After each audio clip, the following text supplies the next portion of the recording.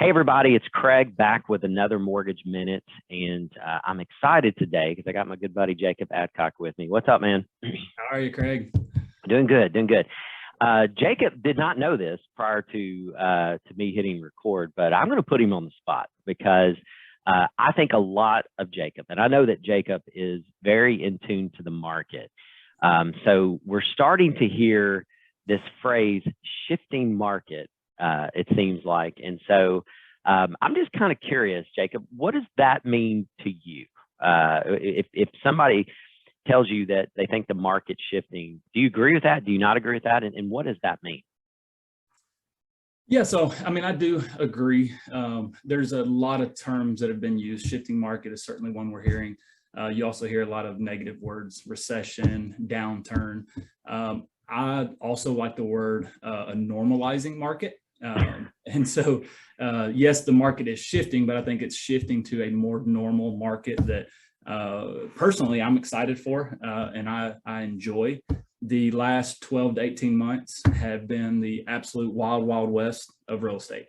Right. If anybody's watching this, if you tried to buy a house within the last year and a half, chances are you probably missed out on a home that you really liked because you were getting beat out by just an unbelievable amount of multiple offers on every single home that hit the market. I mean, without exception, if you listed something, it was just absolute chaos trying to manage those. So yes, the market is shifting. It is arguably, I mean, it's still a seller's market, I guess. I mean, prices are still high.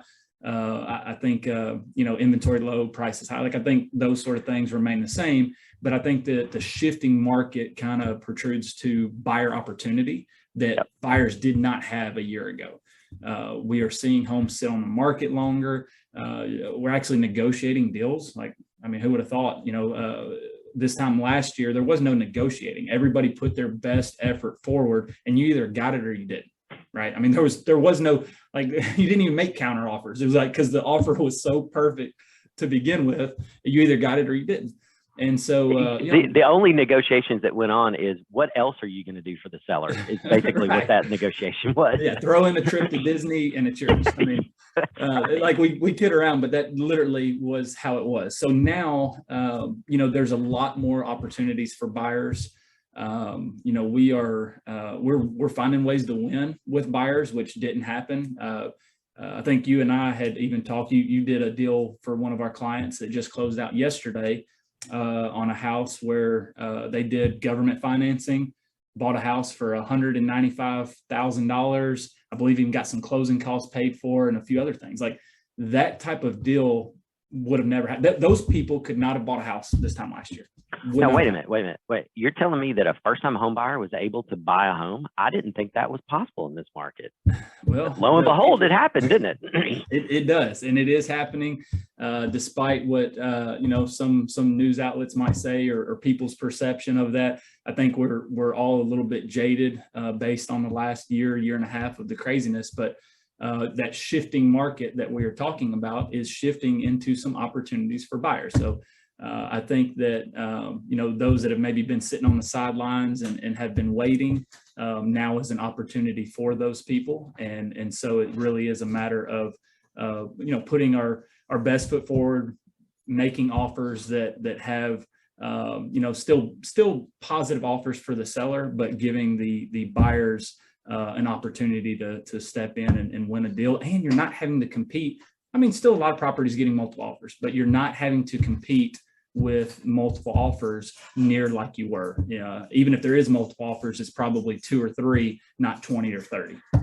Yeah, no, I definitely, I agree 100% with that. When Jacob says a normalizing of the market, that's honestly probably the best characterization. It's not as sexy as saying market shift, right? Because that sounds more academic, but the reality is, in real estate, a normal market is a good amount of appreciation, right? In a normal market, real estate is still a phenomenal investment. The past 2 years have just been abnormal from the standpoint of, home prices have appreciated at really what I would call astronomical levels. And so the one thing I would say, if you're watching this, don't hear what he did not say. And what he did not say is, that real estate is crashing and that home prices they're coming back to normal. They're still increasing, right? If we look down the road 3 or 4 months from now and home price appreciation is up 10%, that's going to get spun in the media as, well, look, home prices are down. Well, no, that's not true. They're not as high as they were 6 months before, but that doesn't mean they're down. That just means they didn't rise as much. Does that make sense?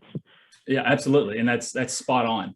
Again, those situations feel like it's declining because it's not increasing as fast, but we've all been spoiled. The last year and a half, if you owned a house, every month it was just more and more appreciation, more equity. You're getting bombarded by everybody's telling you you can take money out and do those home remodel projects and this and that because your house is going up. I mean, at just an abnormal rate. So yes, this normalizing of market, this market shift is really getting back to a healthy way. We will still have appreciation, I believe. I think homes will continue to increase in value. It's just going to be at a healthy and normal rate, the way it should be. And Craig, I'm gonna bounce a little topic here too to add back to what I was saying about somebody that might be watching this. We talked about buyers being on the sidelines during the craziness last year. I want to encourage buyers to not stay on the sidelines now because of all the media and the hype around interest rates. I don't know that we'll ever see interest rates like we once did, right? So get that out of the way, just like we will never see home prices like we once did. So just get that out of your mind, but don't sit on the sidelines. We've been talking, we had some agents talking yesterday, and I think I've even heard you say this before, Craig, about, marry the house and date the rate. Right. We even said yesterday, there's 3 possible outcomes for your mortgage rate right now, right? You buy a house right now, there's 3 things that mortgage rates can do. They can go up, they can go down, they can stay the same. That's it. That is the only 3 options. If they stay the same, great. You're right where you need to be. If they go up, great. You got locked in and now you've got a good rate. And if they go down, deal with the refi later, get a lower rate, change it up. Your life cycle is going to change in a few years, probably anyways. So at least you were able to get the house when you wanted it. So don't pass on a house that you really like, all because you're afraid of an interest rate. Go ahead and get it. If you qualify, buy it, be comfortable in it, and then wait and see what the market does. And again, you're either going to stay the same, you're going to be in a better position, or you can refi to get in a better position later. Yeah, no, that's very well said. And, I have to be of the belief that mortgage rates probably the next 12 to 24 months will trend down. And I think there will be, as strange as it sounds, another refi event. Mm-hmm. I'm not calling it a boom because we spent 2 years of what was just an incredible time period from a refinance standpoint that anything that occurs after that, you probably can't call it a boom again, at least for a while. But it will be a refi event. So yeah, I mean, when we say marry the house, date the rate, here's specifically what, I mean, it's a fun way of saying it, but here's specifically what we mean. The prices of that house is going to be higher down the road. Okay. So if you're waiting around for lower interest rates, you're probably going to be cutting into that a little bit because you're going to pay more for the house. Okay. But if you get the house today at the price today, and then down the road, interest rates do come down, you just turn around and refinance the mortgage. So, and look, I'm not trying to be flip about that. I mean, I realize that you do have to do the refinance. I get that, but the home price won't be as low down the road as what you can get it today. And that's the thing that I think people need to understand. So a lot of times what I tell home buyers is, hey, if you don't like the price today, guess what? You ain't going to like it 12 months from now. And 24 months down the road, you're not going to like that either because it's going to be higher. So if you find the right home, you might as well take advantage of it. And listen, if you're a first-time home buyer, there's 3 options you have. You can live rent-free somewhere, you can rent somewhere, or you can buy a home. Now, if you can live rent-free and you're good with that and you're good with all that goes along with that, cool, great, do it. But if you're renting and your only 2 options are either to rent or buy a home, my question to you is, how much do you love your landlord? Because you're doing nothing but building equity for your landlord, and that's just a fact. So, yeah, I mean, I think that's great. So if I'm a buyer, I want to work with somebody that's helping buyers win right now, because look, I want to win. Who doesn't want to win? So Jacob, what is the best way for somebody to get in touch with you and your team if they are looking to buy a home and want to talk to you about that? Well, there's, I guess, a lot of ways to connect with us. We've got our website. It's acretn.com. You can reach us there.